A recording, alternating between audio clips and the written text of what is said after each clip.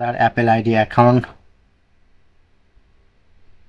Simply open your settings.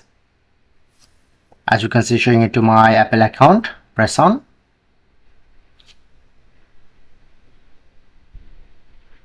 Need to sign out and you get create another account option. Or open your Safari browser, go to search option, search that to account.apple.com. Just go to the site, press on this arrow option, and I'm get create your Apple account. Press on to create new account.